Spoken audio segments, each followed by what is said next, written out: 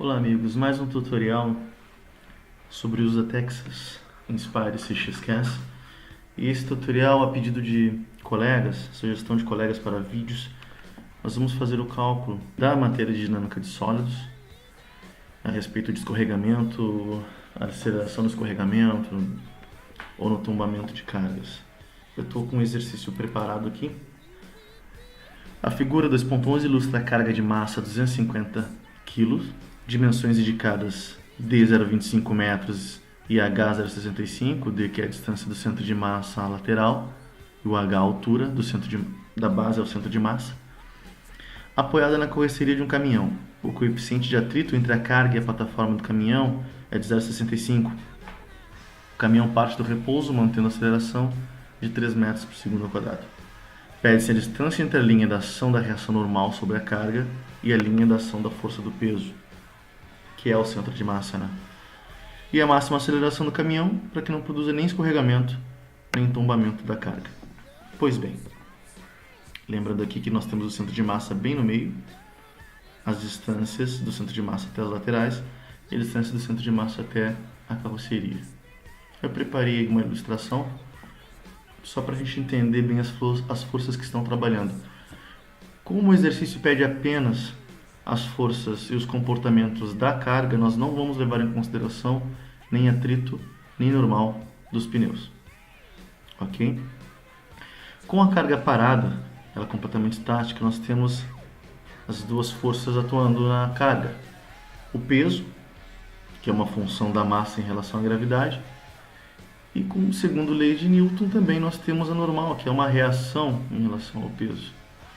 Assim como a carga está fazendo um peso na carroceria, a carroceria faz um peso inverso na carga, que é a nossa normal. A partir do momento em que haja movimento,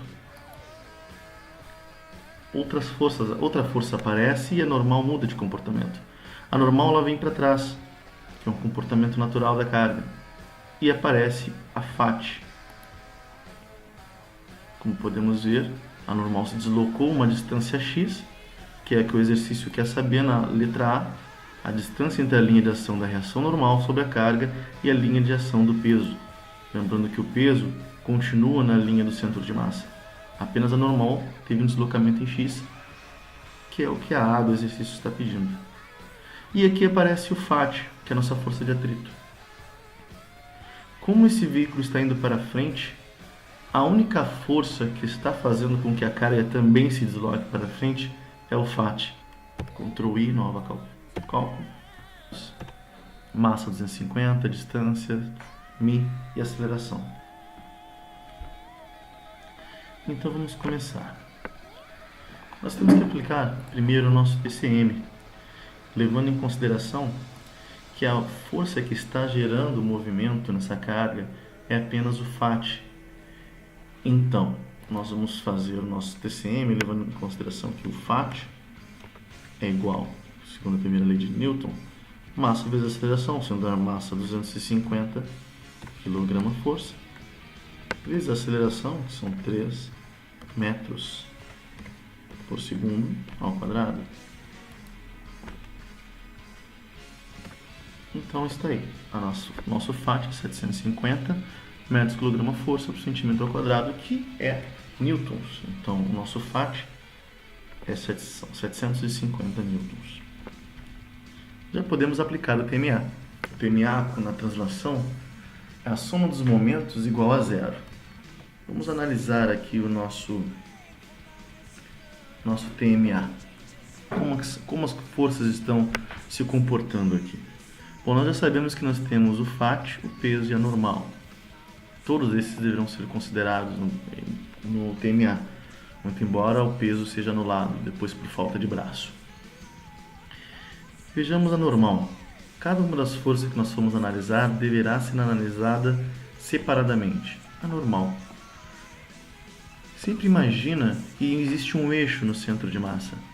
E se a normal fosse ela a única força atuando no corpo, ela giraria dentro do centro de massa, do eixo do centro de massa, esse corpo no sentido horário. Usando a regra da mão direita, sentido horário, então será negativo. O módulo da normal será considerado como negativo em função da maneira com que essa força age no corpo. Ela giraria no sentido horário, levando em consideração o centro de massa. Pois bem, e o peso? O peso, como ele passa exatamente pelo centro de massa, ele não fará nenhum tipo de rotação. Ele não existe nenhum braço, uma distância entre ele e o centro de massa como a normal. A normal ela tem uma distância x entre ela e o centro de massa.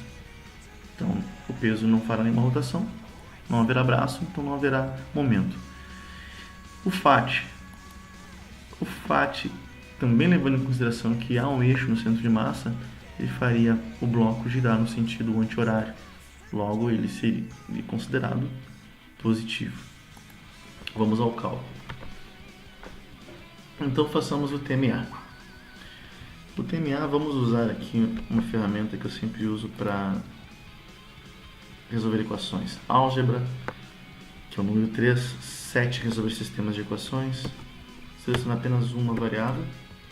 E vamos colocar aqui que a nossa normal, já vimos lá que como ela giraria em sentido horário, ela é positiva, negativa, né? Então, menos 2.500, que é a nossa massa vezes a gravidade, vezes a distância, que nós não sabemos e é o que nós queremos descobrir, mais o nosso FAT, que nós sabemos que é 750 newtons, vezes a distância do FAT em relação ao centro de massa. O FAT em relação ao centro de massa é a altura de 0,65. 0,65. Isso tudo igual a zero. Como nós queremos saber a distância, aqui nós colocamos D. Ctrl Enter para dar preciso. Essa é a nossa distância da força normal em relação à força do peso, a força peso, ok? Com a aceleração de 3 metros por segundo ao quadrado, nós temos uma distância da normal de 0,195. Muito bem.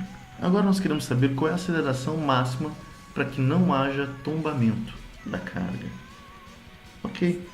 Para que não haja tombamento da carga, a gente tem que imaginar que a normal se deslocou o máximo possível para a extremidade.